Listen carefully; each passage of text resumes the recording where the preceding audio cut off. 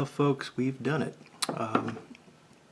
Probably took another 10 minutes since I ended the last video. Continued to use this little tool with 220 grit.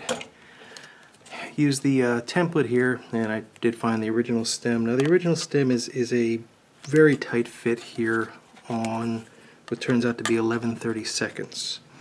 And if you recall, so let's see, there's 11/32 where the original stem fits tightly. And if you recall, we were back here at 3/8 when I left off. And we're now down to the point where we've got a tight fit at 11/32.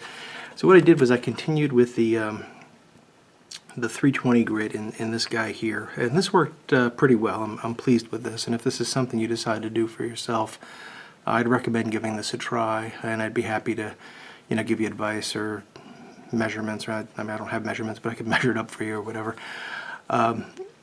It worked pretty well. I got it to the point where it was just sort of starting to enter the 11/32, not quite, and it certainly wasn't fitting in the pipe. And then I took it out and actually switched to 400 grit sandpaper, which was the next one I had. I've run out of 320, and did it by hand. I just took a piece. Let me see if I've got a piece handy here. Just took this, looped it around like so, and just using finger pressure to kind of hold it tight, rotated like so. I don't want to sand any more off, but that's basically what I did. And I did that for two reasons. One is I wanted to very slowly approach the final dimensions, and secondly, I wanted to buff out some of those 220 grit scratches because they're quite deep, and I wanted the tenon to not be rough.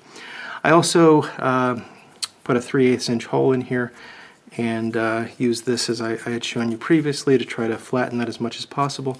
I will say that is far from ideal, but it worked well enough. I mean, certainly for a corncob pipe, this is a perfectly fine way to do it. And even if you've got a briar that you don't want to spend the money on having a stem professionally replaced, this is something you could do on your own using just these very minimal tools that you could make yourself. So this now fits. It's a tight fit, which is what we want, and it gets in there. And you can see it's not sized yet, but it does fit. We're not seeing any light here in the gap, but I am sorry about the jump there, folks. The furnace came on, and I didn't think it was going to be useful to try to speak over it, even though I've only got a minute or two to go here. So, as I told you, we now have this fit in pretty well. As you can see, there's no light coming through this gap, so I think that's good, although there is a little bit of a domed shape here, so I don't know how this is going to look once we get this part shaped to fit. So we may be coming back and revisiting that surface again. But we're close, and considering that I did this all with homemade tools essentially and sandpaper, I'm pretty happy with how it looks right now. I will say that while this is possible, and I really showed you this method and made up this method to give you an option if you don't have tools like this little tenon turning tool from Pimo, and you don't want to invest in that. And it is quite reasonable to do this. I mean, if you wanted to spend a couple of evenings, you could easily get a $5 blank and make yourself a vulcanite stem for your cob or for one of your pipes. But to be honest, I wouldn't do this again. This was a lot of turning. I mean, it's hard on the hands. They're just sitting here and constantly turning this thing was very tedious. It worked. It's not ideal, but if you want to give it a shot, at least there's a way you can do this without having either this tool or a metal lathe. So I encourage you to experiment with these. Maybe you'll come up with a different way to do it that'll work more effectively. And again, if anyone wants details on that tool, feel free to contact me. Okay, so the next step then is to shape this to a shape that fits the rest of the pipe. So we need to reduce the diameter here, and then just kind of make sure that everything flows nicely throughout the rest of the stem. We get rid of those mold lines, we shape the button the way we want it so that it's comfortable. And to do that, it's going to be a lot more handwork. We'll use a Dremel a little bit just to speed things up. The first thing I'm going to do is take some of this blue tape and use it to mask off the shank of the pipe, because I don't want to damage that as I'm going through this. And then I will probably start with a good old Dremel tool. just using a sanding attachment here. And I will use that in this area just to bring that down to shape as quickly as I can, get it close to the shape that I want. And you have to do that carefully because we want to make sure that this is round when we're finished. So we need to sort of make sure we're doing it symmetrically all around the edges. At that point, I'll switch to files, and I've got a variety of files here. I've got, these are just standard metal files. This is actually a set that I bought at Harbor Freight for, very inexpensive. It was like a 8-piece set for under $10, Chinese made. But they work well, they're sharp, and if all you're doing is cutting plastic and rubber, which is, vulcanite is a rubber, these work really well for that, and, they're essentially disposable. I also have, this is what's called a volcrylic file, I believe. It's a wax file, and it's sold, you can get these on Amazon for $6 or so. Just search for wax files. It's really nice because it's got both very coarse and relatively fine on the same file, and it cuts through this stuff really fast. It's an excellent file for doing any kind of plastic work. It's designed for shaping wax, and I think there are certain pattern makers that do wax patterns and then cast them somehow. I don't quite understand that whole process, but that's what they're sold for, but they work great for shaping vulcanite. I've also told you previously about the nail shapers and just regular emery boards, which I'll use as we get into more fine detail and just to kind of refine the shape. And also I've got a set of these needle files, which that's a rather large set of these. Different shapes, different profiles, and they're particularly useful for doing work right around the button. So I'll be using those. And then once I get to something that's very close to the shape I want, I'll switch over to sandpaper and start to refine that. Get rid of any lumps and bumps, and just make sure that everything's flowing properly using 220 grit sandpaper. And from there I'll just start to move up the grits the way that you've seen me work on stems before. So at that point I'm basically going to have what I would consider to be a stem that had been heavily oxidized and had to be sanded. So it's just a matter of bringing it up through all the grits and through the micro mesh pads until we're done. So I will do that process. I'm actually not going to do it this evening, so I'll cut here. I will do that next time I'm working on this, and I will bring you back at different points during the process just to show you how this looks. But we're going to pretty quickly, at least in your time, move from this stage to a finished stem. So I'll be back in just a few seconds or a few days, depending on how you look at it. Alright, so we've used the Dremel to sort of make quick work of reducing the overall diameter here. And you can see it's matching up much better now. This is not final by any stretch. You can see the reason I taped it is that it is very easy to slip off, and actually you can see some of the metal shining through here from the metal ferrule that's on the end here. So I'm probably going to have to do some touch-up work on that to black it up again, which is fine. We can do that easily. This is very rough at this point, and you can see there's some faceting that's occurring from where the Dremel was making basically flat cuts. I've left it a little bit proud of its final dimension, and that'll allow me to now reduce it down, probably using this for the most part. And what I'm going to be doing here is just taking cuts like this, so being careful to continue to round it, because I want to keep this round. I want to reestablish a nice smooth round shape all the way around here, and hopefully bring this down to its final dimension. Sorry, I'm probably doing that out of shot. So just continuing to sort of take these curved cuts across the surface. So I'll do that. The next step, I'm not going to change much more about this. I mean, I'm not going to play too much with these dimensions. I may reduce the thickness a little bit just to help with that, to allow that curve to transition smoothly here. Because this was a straight line from about, from above the surface now down to here, and now we've got a little bit of a hump here. So I'll transition that a bit better. And then I will sand out the molding marks along the edges, probably soften up the button a little bit, take care of the opening here, and maybe widen that, take care of the opening here, get rid of some of the molding stuff around there. Maybe reduce the button a little bit and take that sharp edge off of it just to make it a bit more comfortable. And perhaps widen out the slot a little bit. You can see it's somewhat narrow, so maybe just increase that just a little bit. And at that point, we will begin to sand, and really from there on out, it's very similar to what you've seen me do with stems previously. So I'll continue to work on this, bring you back when I'm ready to start the sanding. Finish essentially the rough shaping of the stem at this point, and you can see we've pretty much sanded filed the entire stem at one point or another. I mean, some areas like in here did not need very much work. I was just sort of leveling it out a bit. We did sort of fair the curves here and bring them down to something that transitions nicely.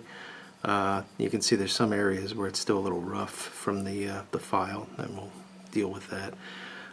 Did a fair amount of work on the button. Buttons are a funny thing. They're a lot of personal preference here. I don't prefer a really thick button, and I like the edges to be rounded a bit, so I've softened this quite a bit. And on the end here, it's going to be a bit difficult to tell really, but I've sort of funneled the ends. I've come in with a needle file at an angle and sort of angled it in. Unfortunately, I've already put the needle files away, but I can show you with this. So what I did was I basically came in at an angle here like that, and then like that, just to kind of create a little bit more of a funnel there and open that up a bit more. Took out all the molding marks. The edges are no longer sharp, and it's very, very close to the final dimensions, other than the final sanding, which I'll do with 220 grit, and that'll just take out a few more of the bumps and wiggles. And at that point, it's going to be the same kind of work that you've seen me do with other stems and that I've outlined extensively in my stem cleaning videos. So I will link to that below. You can take a look at that if you've not seen them previously, or if you want some more detail on how I'm going to polish this and get it up to a glossy finish. The junction I'm not terribly pleased with. I mean, you can see there is definitely some space there.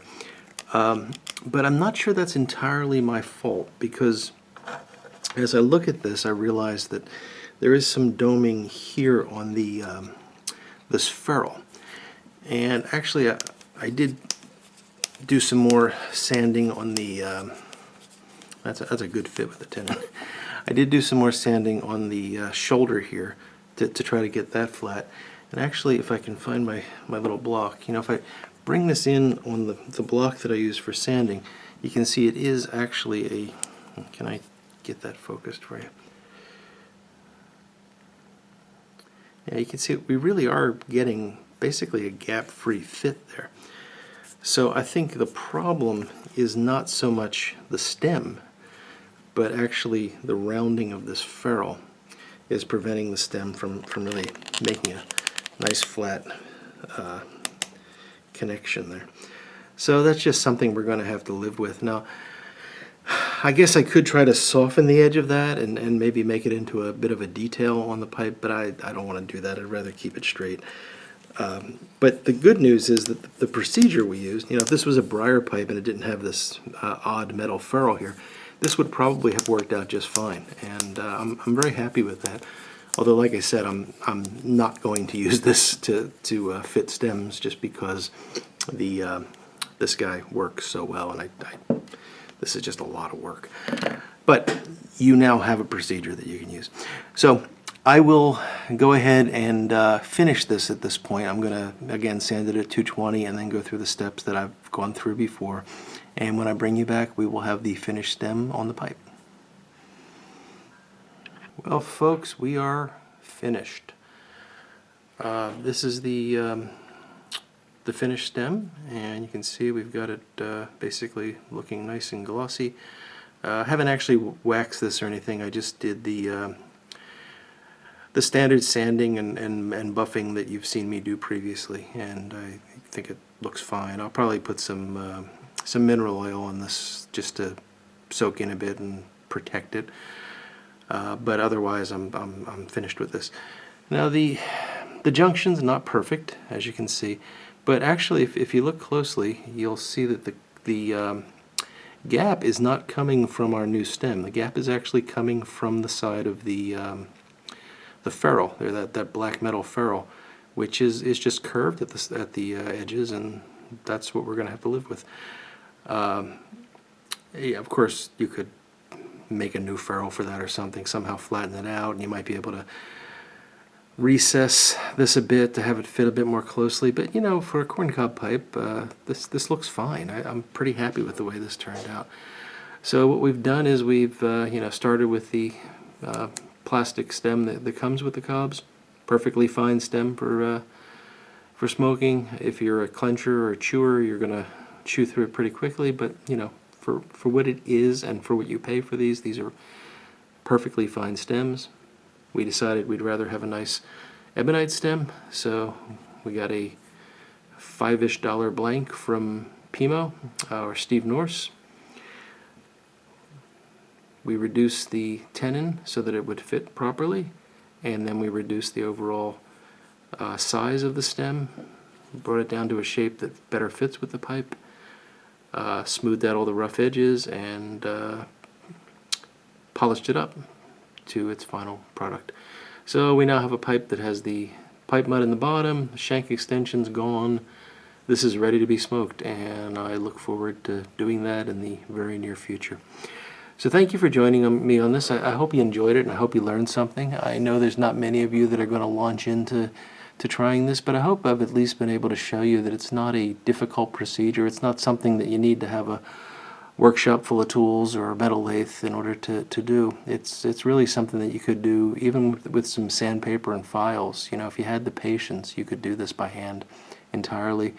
If you've got the ability to, you know, make a few small homemade tools like this guy, you can probably do it a bit more accurately and more reproducibly.